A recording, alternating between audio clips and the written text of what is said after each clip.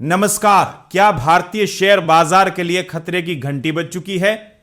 सावधान हो जाइए, क्योंकि निफ्टी की जान अब 24,000 के स्तर पर आकर अटक गई है। बाजार अब उस मोड़ पर खड़ा है जहां से एक गलत कदम और आपके पोर्टफोलियो में भारी सेंध लग सकती है।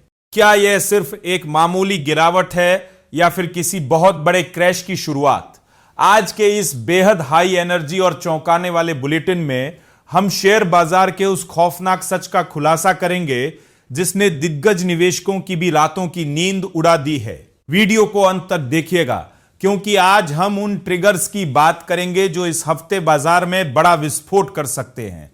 पिछले हफ्ते की बाजार की चाल ने निवेशकों के पसीने छुड़ा दिए हैं। निफ्टी 50 लगभग 456 अंकों की भारी गिरावट के साथ 23,890 के करीब बंद हुआ है, यानी करीब 1.87% की कमजोरी। वही निफ्टी बैंक भी 56,080 के स्तर पर संघर्ष करता नजर आया। लेकिन सबसे डरावना मंजर आईटी सेक्टर में दिखा, जहां आईटी इंडेक्स 10% से भी ज्यादा टूट गया। इंफोसिस, टीसीएस और एचसीएल टेक जैसे बड़े नामों में मची भगदड़ ने दिखा दिया है कि निवेशकों का भरोसा डगमगा चुका है। एचसीएल टेक में 16% और इंफोसिस में 12% की गिरावट कोई मामूली बात नहीं।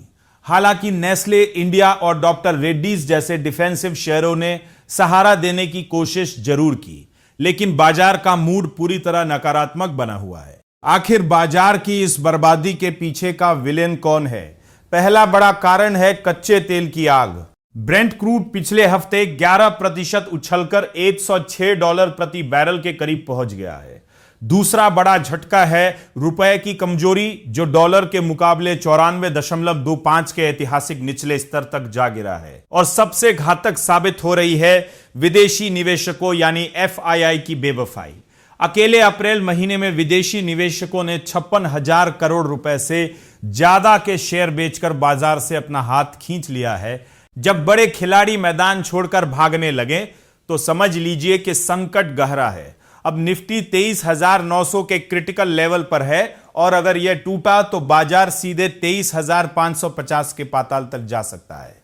इस हफ्ते बाजार में विटालिटी और भी ज्यादा बढ़ने वाली है, क्योंकि अमेरिका के फेडरल रिजर्व से लेकर बैंक ऑफ जापान तक ब्याज दरों पर बड़े फैसले लेने वाले हैं। घरेलू मोर्चे पर रिलायंस इंडस्ट्रीज, मारुति सुजुकी और हिंदुस्तान यूनिलीवर जैसी दिग्गज कंपनियों के नतीजे बाजार की दिशा तय करेंगे। ऊपर से अप्रैल की F&O एक्सपायरी का तड़का बाजार में तेज उतार चढ़ाव पैदा करेगा। ऐसे माहौल में जल्दबाजी में लिया गया कोई भी फैसला आपको भारी पड़ सकता है। एक्सपर्ट्स की सलाह है कि इस समय सिर्फ क्वालिटी स्टॉक्स पर फोकस करें और SIP के जरिए धीरे धीरे निवेश करें। आईटी सेक्टर में भले ही दबाव हो, लेकिन लॉन्ग टर्म के लिए यह अभी भी मजबूत है। वहीं फार्मा और FMCG जैसे सेक्टर इस तूफान में आपके लिए सुरक्षा कवच बन सकते हैं। तो क्या आपको लगता है कि निफ्टी इस हफ्ते 24,000 के स्तर को दोबारा हासिल कर पाएगा, या फिर गिरावट का यह सिलसिला अभी और लंबा चलेगा? क्या विदेशी निवेशकों की यह बिकवाली भारतीय बाजार को घुटनों पर ले आएगी? अपनी राय हमें कमेंट बॉक्स में जरूर बताएं, क्योंकि बाजार की इस उठापटक में आपकी समझ ही आपकी सबसे बड़ी पूंजी है। अगर आपको शेयर बाजार का यह एक्सक्लूसिव विश्लेषण और मार्केट आउटलुक जरूरी लगा हो तो वीडियो को तुरंत लाइक करें और अपने हर उस दोस्त के साथ शेयर करें जिसका पैसा मार्केट में लगा है।